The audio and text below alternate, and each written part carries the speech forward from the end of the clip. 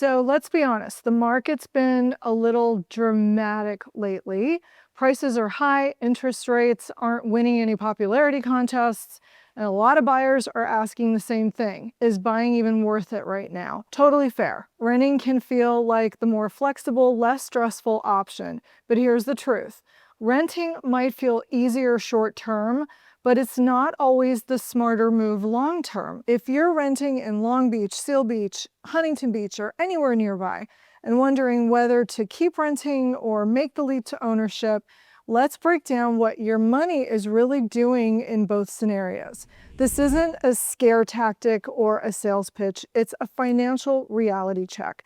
I've helped clients who were convinced renting made more sense until we walk through the numbers, and once you see it side by side, it's kind of a no-brainer. Let's say your rent is $2,700 a month. That's $32,400 a year, just for the roof over your head. Now, let's assume rent goes up 10% a year. Not a stretch. Every landlord knows that with rent control, they should be increasing your rent 5 to 10% a year. Here's what that looks like over 5 years. Year 2, if your landlord increases your rent 10%, your $2,700 a month has now gone up to $2,970. So if you're paying $2,970, you've now paid $35,640 for the year. If we keep doing this math, by year 5, your $2,700 a month in rent with a 10% increase has now gone up to $3,952 a month in rent. In a year, you'll have paid $47,436. That's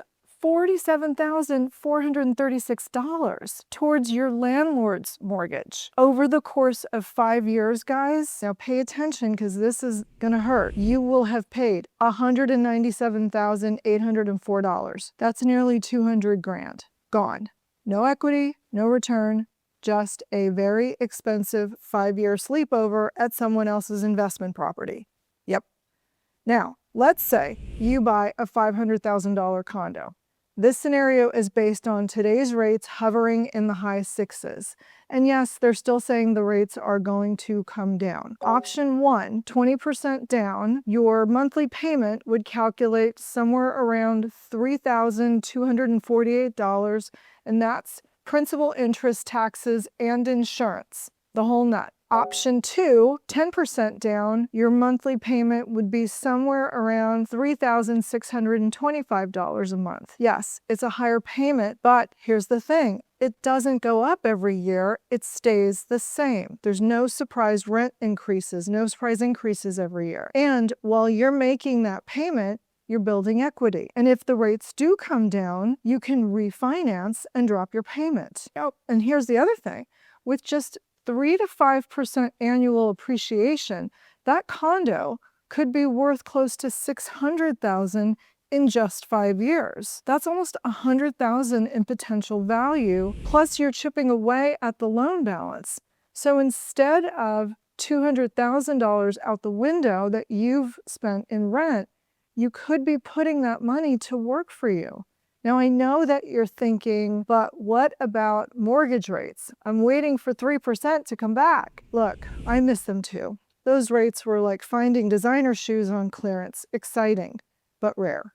That 3% window was a result of emergency economic policies during the pandemic. It wasn't normal, and it's not coming back anytime soon. Right now, rates are in the high 6s to low 7s, and experts expect them to settle somewhere around the mid 6s in 2025.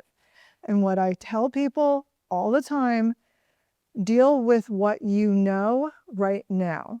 Don't wait for the unicorn to miraculously appear. We don't know if 3 or even 4% is coming back in the next year or 2 or 3. So don't wait for that, because every year you wait, I just showed you what you're spending in rent. Zillow's senior economist put it best: staying out of the market in hopes of a rate drop that never comes can lead to missed opportunities. Translation: waiting could cost you more in rising home prices than you'd ever save with a better rate. And if rates do drop, like I said before, you can always refinance. So if you're renting and starting to feel like you're stuck in a financial treadmill, it might be time to ask, whose mortgage do I want to be paying? Mine or my landlord's? If you're even thinking about making a change, let's talk. The first step is to start by talking to a reputable mortgage lender. You don't need to be ready to buy tomorrow. You just need to have a plan for when the time is right, or to know when the time is right. And that does start with a plan. Scan the QR code, shoot us a message, and we can help you figure out what's possible. Bye for now, and I hope this helps.